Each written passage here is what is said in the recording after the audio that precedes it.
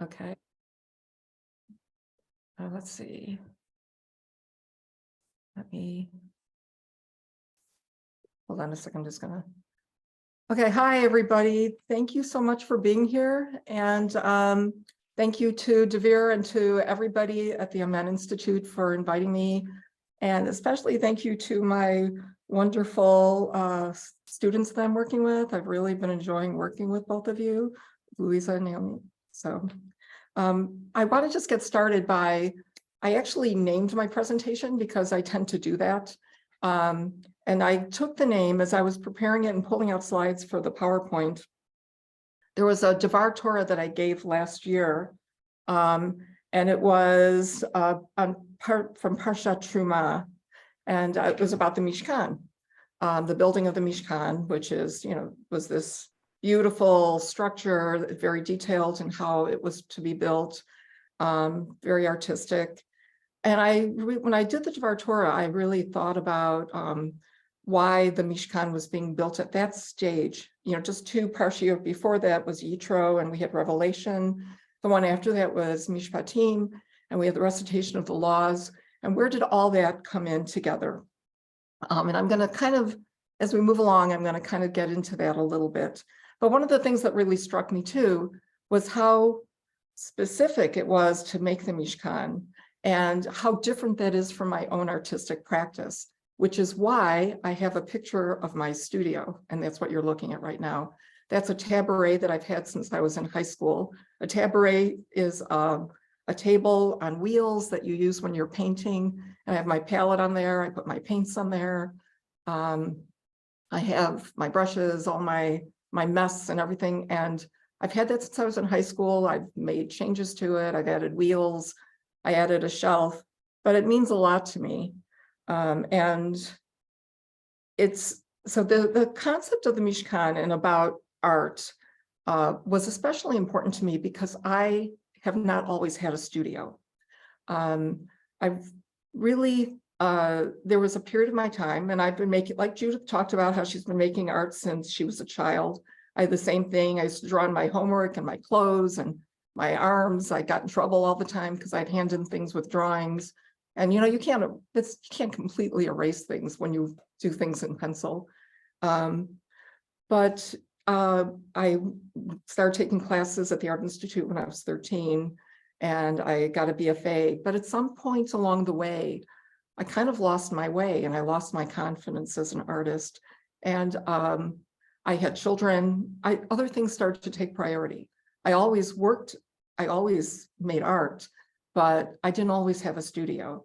Sometimes I did have a studio. One time I had a studio that was just a closet in someone's basement that I rented. I actually paid money for that. I had a studio. I've shared studios with people. Sometimes my dining room table was my studio. Sometimes my sketchbook was my studio. And I've had times when it was just what was in my head and thinking about what I wanted to make that was my studio. So it's about 18 years ago, and I started realizing that art truly, even though it was always there, my children were older, I wanted to be exhibiting more, and I wanted to make it more central to my life and recognize that it really was a complete part of my identity.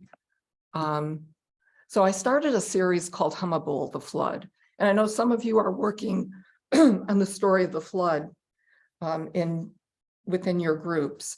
But that was what really brought me back to art. I started doing drawings about the flood. I was doing monotypes, and then I did woodcuts.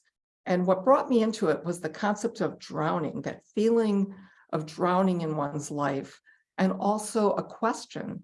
Because in the Bible, they talk about what happens on the ark, but not a lot about what happens to the people and to the creatures who are killed when the waters come together.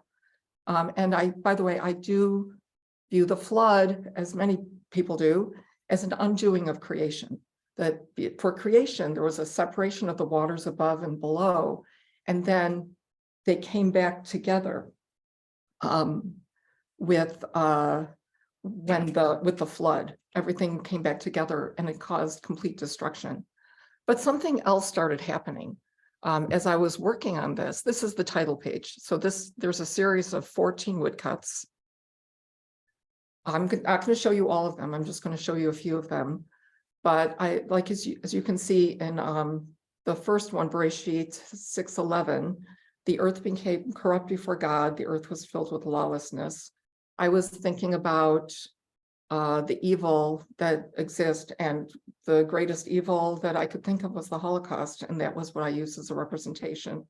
Of course, there's many genocides, and the greatest evil is what humankind does to our fellow humans, or when we don't step in to do what's right, to stop the evil that's happening before our eyes. And then I started really dealing with the kind of the destruction that was happening within the waters. But as I was working on this, something else changed for me, because I couldn't ignore what was happening on the ark. That's so integral to the story. And so the ark started becoming kind of a feminist story for me. And I thought about how the ark was like a womb, and the people on the ark were like fetuses, and they were being enveloped and saved by the womb, and that the waters that were outside of the ark or the womb were like a miscarriage.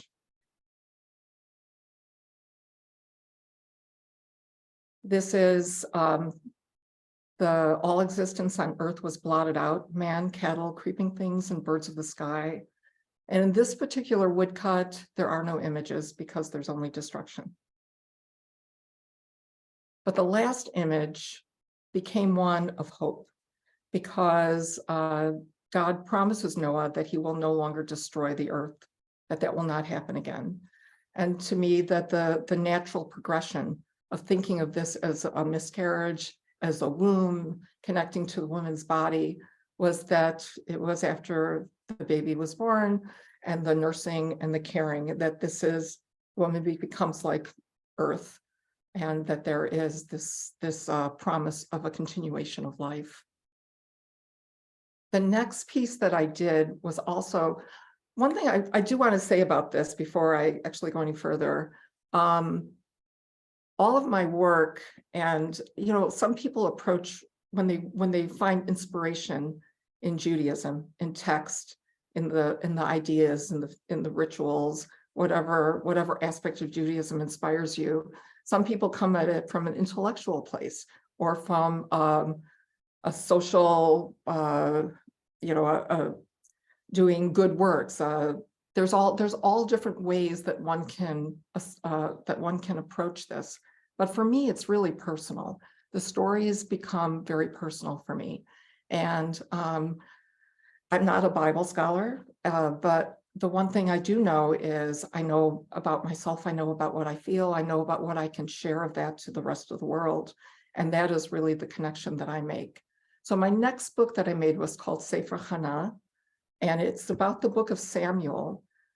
This is the story that we read on the first day of Rosh Hashanah. It's in the Haftorah, where Samuel is born. And Hannah is Samuel's mother. She wants to have a child. Her husband's other wife has children, and she is devastated because she can't have a child. And she prays to God to give her a child. She prays with her heart, and she prays so strongly. She moves her lips, but no words come out. And she is rewarded with eventually having a child. There's only 6 drawings in this series. To Hannah, there were no children. The Lord closed her womb. In her wretchedness, she prayed to the Lord, weeping all the while. She vowed a vow. Hannah spoke with her heart. Hannah conceived and bore a son. She named him Shmuel, meaning I asked the Lord for him. The special meaning for me in this is that when my oldest daughter was about 3 years old, I actually was at the synagogue, and I was preparing the newsletter. I was the only one who was there, and I was pregnant. I was having my second child, and I had a miscarriage, and it actually happened at the synagogue. It happened to be between Rosh Hashanah and Yom Kippur. The following year, I did, go on and have a second child, and I named her Hannah. So this story has a lot of special meaning for me. And what brings it even closer for me is that for the last 20 years, at my synagogue, I'm the one who chants Haftorah on the first day of Rosh Hashanah. And I find this story, it's supposed to be the book of Samuel, but for me, this story is really all about Hannah. That I feel that it's that connection with her, that longing for something that she doesn't have. And it's not even just about having a child, it's about that connection to the creative process that she wants to create. And she reaches deep inside herself and she's given the ability to create something. The next piece I want to show you, this is the last woodcut I'm going to show you because things start changing. I do start painting. But just briefly, this is a woodcut that I made for a project called Women of the Book. It was for Parshat Tazria, and it really just had to do with the rituals, the purification of a woman after childbirth, and thinking about it, not so much in terms of purity and impurity, but more about life and death. And it's about that you give life and that separation from, that you're creating kind of a separation. And by the way, there are 7 birds. I often use numbers. So in this particular one, there's 7 birds, and it has to do with creation. But I started painting again as I was making my progress towards making art more integral in my life. And I had been doing the woodcuts because it was something I could do easily. I could do it on my dining room table. But then I knew I needed to start painting, and I had a residency. And these are the first 3 paintings that I made. I know that for an observant Jew, that painting on Shabbat wouldn't be something that you would do, that would be considered for work. But for me, art really is about, it's my connection to the universe, and it feels like prayer to me. Soon after that, we're talking a little bit about the Mishkan, about Revelation, and about Mishpatim, which were the laws. And one of the most profound experiences in my life was when I turned 50. On my 50th birthday, my father died. It was a profound experience for me, and I consider that a revelation. After he died, what happens next, after we have these earth-shattering experiences, is that we then have to go about the business of life. We have to do the things like calling the funeral home, making arrangements for Shiva, taking care of my mother who is having a very difficult time. So all the things that you have to do to take care of life. And I consider that Mishpatim. What brings me to the Mishkan is then trying to make sets of that in an artistic way. And it took me a few years. I wasn't able to paint my father right away, but I didn't want to paint him as I last saw him.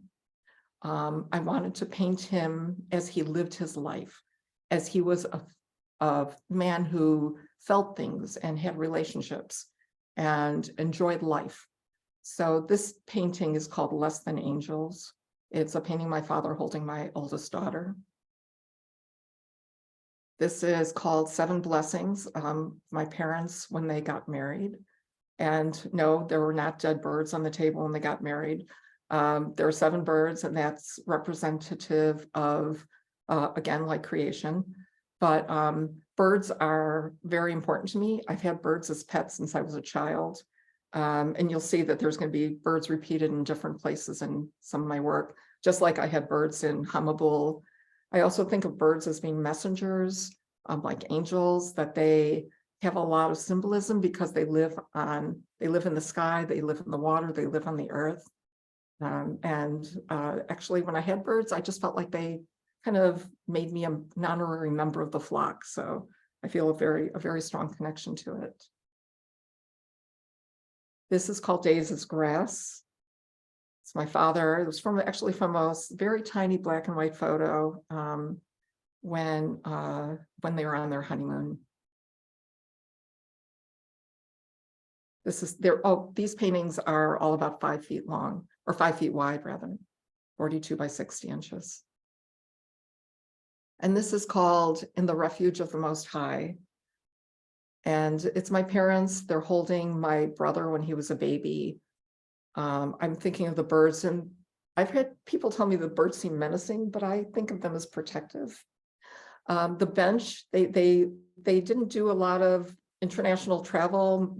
I don't think they had enough money to afford to do that, but they did take a trip once to Paris. And so I wanted them to not be sitting on a dark sofa, which the photograph that I got this from was them sitting in a dark sofa with some really glaring lights. So, you know, there was a flash in their face, but I didn't want that to be what this painting was about. So I found a picture of a park bench from Paris, and I put them sitting on that. And by the way, the whole series is called Yisker. My mom used to ask me why she was included, if it was called Yisker, because she's still alive. And I just thought that, I told her that that was because it's not really about people who have died. It's not just remembering my father who had died. It's also, there's a collective unconscious and ancestral unconscious of events that I personally did not experience and I don't have a memory of. And yes, they become a part of me. They become a part, they're handed down to me. They become a part of who I am. I pass them on to my children. And so it's kind of that type of experience, that kind of memory. This is called I Bore You on Eagle's Wings. This is not part of Yisker. This is a painting about my daughter. This is also 5 feet wide. When my daughter went off to college, and she didn't even want me to stay in the room long enough. When we dropped her off her dorm, she didn't even want me to stay there long enough to make her bed. She just wanted to get on with her life. And I had a lot of feelings and sadness because she was my youngest daughter. This is Hannah, by the way. So I came home and I made this painting about her and about her moving on with her life. And even though I'm the phrase I bore you on eagle's wings, it refers to God protecting us. And eagles carry their young on their wings on the top so that they can't be harmed from below. And even though she's now an adult, when something is really wrong, she calls me. So I feel like we still have that connection. This is a self-portrait that I did, and this really connected with my return to art as well. It's called I Have Let You See It With Your Own Eyes. And the title comes from the biblical text when Moses was, when he was going to die, because he wasn't being allowed to enter the land of Israel because he had disobeyed a very minor disobedience, but even so, it was an incredible punishment that he received. But he wasn't being allowed to enter Israel. But what God did do is he took him on the mountain, allowed him to look in and to see it. I have let you see it with your own eyes. And it really resonated with me. By the way, that's my bird pie on my shoulder. It really resonated with me because there was a part of my life where I felt like maybe I was more of an observer, that I wasn't participating in a real way, looking out the window, but not looking at the beautiful landscape, but not walking in the beautiful landscape. And this painting was about how I wanted to change that. I wanted to be able to be in the landscape. So hence, I started painting landscapes. I started to be in the landscape. It wasn't just about a landscape for me. It was about experiencing life and participating in it, being, feeling passion for it. This is called As a Passing Day. This is called Under the Sun. I did it for a residency. Actually, I was in it with Judith as well at Spertus Institute, and it's about Kohelet, the 3 elements about Adamah, the earth, Shemesh, the sun, and Hevel, which is sometimes translated as vanity. But I think I'm not fluent in Hebrew, but I think it means more breath. And I kind of think about it as when you're outside on a cold day and you breathe and you see your breath for a moment, but then it goes away. So this was a painting from a residency I did at a place called Ragdale, and there was a crazy, it was in November, there was a crazy storm going on outside, and I couldn't really capture that. So I did it as a diptych where there are 3 different disconnected images, and trying to get that sense of that we see one part, but all those parts kind of come together and make a whole. And we kind of fool ourselves into thinking we're seeing the whole, but we really don't. You have to look so hard and pay attention to that and take notice. There's nothing so whole as a broken heart. I don't want to get this name wrong, so hold on a minute. Let me pull it out. This is a quote from a rabbi from, I think, the 18th century. His name is Rabbi Menachem Mendel of Kotz. I think I'm pronouncing it correctly. He died in 1859. So in this one, again, it's the same thing, same kind of concept as the previous painting. It's a triptych, and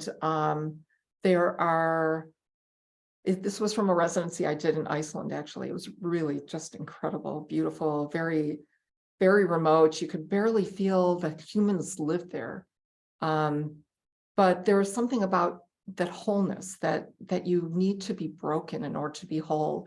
And I really equate that to the creative process, to art. The things that I learn the most when I'm making art is when I make mistakes. It's the accidents. If I know exactly what I'm going to do, and that's exactly what I do, and it comes out exactly the same way, I haven't learned anything. But when I go in there and I surprise myself, or something happens that I didn't expect, that's how I learn. That's when I learn something. So this is about 90 inches wide. It's rather big. This is another series of landscapes that I did. There's actually 13 of them, and 13 has a very special meaning for me, or it has this very special meaning. And it's from the word echad, which means one. So when you take those letters in gematria, the aleph is 1, the chet is 8, and the dalet is 4, you come up with 13. So I did 13 paintings. And the concept is that they're all from different places, all on different days, but together they make a whole. That it's always that thought of that we have all these disparate parts of our lives, these separate parts, but they come together and they make a whole together. And these are all rather small. They're like 10 inches tall by 8 inches wide. This is Destroyed Worlds. It's a series that I did, and the title comes from Midrash about that there were many worlds before creation, and that God destroyed all the worlds, all these worlds. And I think I'm equating it to how we as human beings have an opportunity to, we have a choice. Are we going to destroy our world, or are we going to save our world? The wind passes, I'm going to try to go quickly over these. The wind passes over it and it is gone. This was actually one of my only political paintings, and it has to do with border walls. It was for a show that about Israel and the separation of the peoples in Israel. So the newest series that I've been working on lately is Shir Shirim, Portraits of the Artist Mother.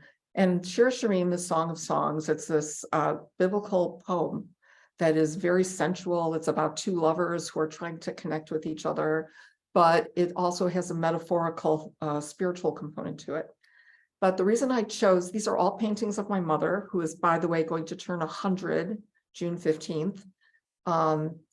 And the reason I chose Shir Shirim is because the Song of Songs, something that we tend to not think of people who are older as having a physicality, as having physical, and we know that they have physical needs. My mom can't walk, she needs someone to help her dress, but she needs more than that. She needs someone to touch her, to love her, to hug her. My dog comes over and she just loves my dog. She just wants to hold him. We all have that need for that intimacy, for that physical connection to other people and to other creatures, in the case of my dog. So almost all the titles come from Shir Shirim, like A Lily Among Thorns. This one is 5 feet tall. Here's a close-up, because I know that with these large ones, it's kind of hard to see what's going on. My beloved. That's a pelican flying above her. And I started putting my mom, these few paintings were done before the pandemic. I was exploring my relationship with my mother. Some of you may have perfect relationships with your mothers, but I have a somewhat conflicted one. I love her very much, but we do have a history of a lot of things. And I was exploring some of that through these paintings.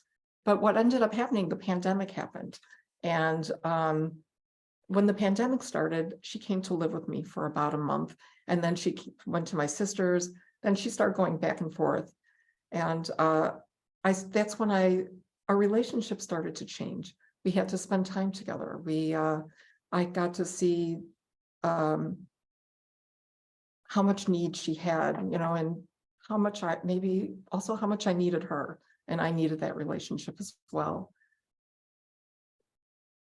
But like I said, I was putting her already in the landscape, but the landscape started to need to be larger. So I started to expand the landscape. This one's called I Sought the One I Love. And she started to disappear into the landscape. And that became something that I wanted to explore more. Here's a close-up of this one. And then there's several drawings, Until the Day Breathed. This was the one that I did for the Amen Institute, in which I explored the idea of the paper being fragile and yet strong, just like our relationship. That even though there are tears, there are times that the paper becomes thin, it maintains its integrity. It kept its wholeness.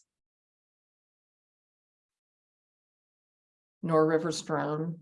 This one is a great example of an accident. I actually spilled the ink because I was reaching for my coffee as I was working on it. But in the process, I found out it really needed that darkness over there, and it became something else. So I actually appreciated that accident quite a bit. And this is one of my most recent paintings. This one's about 7 feet wide, 4 feet tall, garden at low tide. I felt like I needed to go larger so she would feel more vulnerable in the landscape, and that she could start to disappear into it even more. Here is a close-up. I have that painting in a show right now, and so I brought my mother last week to come see the show, and we had a really nice conversation about all the work. She told me which ones she liked the most and why she liked them. And unfortunately, I just saw her 2 days ago and she did not remember doing that at all. She has no memory of it. So there is a lot of things in relationships that I'm going to continue to explore, in some of those, and how memory affects who we are as people and how that continues to impact my work. Thank you very much for the opportunity to share my artwork with you. I appreciate this. Okay, let me unshare. Okay, I'm back. Thank you. Thank you so much. Thank you. One word that resonates with me when I see your work, it's that it's haunting, but so meaningful. And the different ways that you're able to integrate the art that you create as an exploration of what's happening in your life, and how, as you see your mother in becoming the landscape, how you hold that metaphor of that watershed moment where even though she's in the landscape, God let you see it with your own eyes. So, thanks. Does anyone have any reactions? We're going to move into the mentorship part. I don't want to take too much from that, but I definitely want to give an opportunity for people to speak up. Yes, Tina. Ellen, maybe you said it, but it just didn't resonate with me. But the one painting that you did of your mother that was 29 inches wide and 6 feet tall, was that during COVID? Do you mean the one? She's That very was- small at the very bottom. She's actually squeezed in, and then there's the image of the bird on top. Oh, was that just one, curious. yes. That was before COVID. It was before COVID, okay. It was I just- right before COVID. Because just the statement itself of her being, she was just totally squeezed into this 30 inches. I mean, her whole face and shoulders was there. It was just very confining. And I was just wondering the timeline of when that was done. But there was just another observation I had seen, and I had made a note of it, that I also started to see in your work the disappearance of your daughter when she went off to college, and you had done that painting, that she was somewhat semi-transparent. And I thought that was very telling. And then, of course, later on, you go to explain how, your mom gets lost into the landscapes itself. So there was already evidence of that disappearance earlier. So really appreciate your work. Absolutely stunning, really. Oh, thank you so much. And thank you for those comments. I appreciate it. And questions. Richard. So first of all, I apologize for having logged on late. Personal situation around here with my co-op. But Ellen, wow, the stuff that I saw, simply stunning, stunning work. The series of landscapes are really inspiring and make me want to go out and work in the field again. There's one that you did called Destroyed Worlds. And I think you'd mentioned, I think probably right before that, how you are, you capitalize upon mistakes, or where something doesn't come out right. And then of course you then, build upon it, you're creative. It's almost an idea though, when juxtaposing those two things, that maybe that's God. In other words, we think of God as perfect. Of course he's perfect. Except, wait a minute, you mean he made a whole bunch of other universes? Well, either they're all out there and he's playing with them and seeing how those things work out, or maybe if you look at our Torah pretty carefully, we get the idea he didn't quite get it all right at the get-go, right? I mean, he was looking for somebody that he finally found in Avram Avinu, but he had a lot of schlepping around to do. And you might even say, quote, you can't say it, but quote, mistakes. So I think in a way you'd learn from God's way of trying different things and seeing how things work. Not to mention that we are celebrating today, or actually just yesterday, I mean the day before, the 75th anniversary of the State of Israel. Well, we had, the Mishkan, and then we had the first temple, and oops, and then we had the second temple, and then oops. So mistakes aren't bad. It's how we build, and we are now sitting on the fruits of 75 years of trying to build yet again. So I funny way that your painting, your world, your piece called Destroyed Worlds very much got me to think about that. One other thing I just want to mention, and that is, so I guess you kind of answered it. So your mother actually does see your works, and I think that's wonderful. But as part of the prolonged rant that I'm doing now, you have enormous courage and enormous insight to do this intensely personal investigation of what must be one of the most important people in your life. So, yesher koach. Oh, thank you so much. Thank you for all those comments. And I really appreciate what you said about, I do think we have to think that there is inspiration that comes from places that we don't expect or always understand. So, you can call that, maybe that's God speaking through us. So it could be, so I do appreciate that. Thank you. You're welcome, sure. One final comment from Ariel. First of all, it's absolutely stunning the work you do. But as you were going through your slideshow, I noticed that each piece progressively got more defined in two separate areas: your face and hands and the background. Background, beautiful colors working with each other. I guess that's what oil does. But I also noticed that the hands and the face, they're outlined in the way that you were inking. but they also have that watercolor tone to them.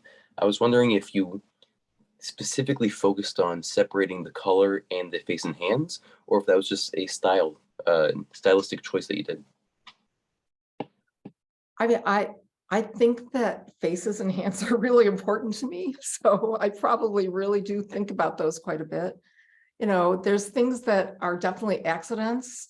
But I definitely want it to feel like my mom, you know, so that it's not necessarily that it has to just look like her, but it has to, you know, there has to be something that's authentic that comes through. And if that means, like, as I'm doing a painting, that I have to wipe it away 100 times and, you know, spend 10 years on it, that might just happen. But with my paintings, I think, or with my drawings, I do definitely, those things are really, really important to me, because I think that that's where our expression, that's how we kind of communicate to each other. You know, through our expressions, you know, through our face, our hands, I mean, definitely bodies as well, but does that answer your question? No? Most of it. Okay. There's always more Thank you for questions. I'm going to open up the breakout rooms so that we have a one-on-one, two-on-one time, and go off and there's just over 1 month till the final presentation. So we're at a really exciting moment to be working with each other and to really be thinking about the final works that we'll all be presenting, one in knowing how to present it and one in what they actually look like. Okay, so have fun.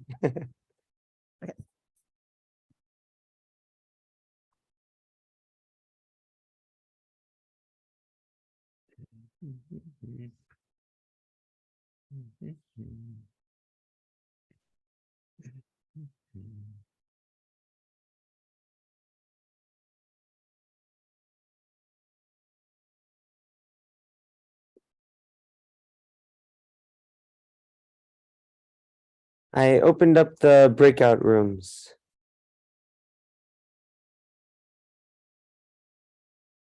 I'm not seeing them coming up. Oh, Usually there's a dialogue box asking me to join. So far everyone else is in. Maybe there's a way that I can just send you directly. Okay, whatever. Here, let's see.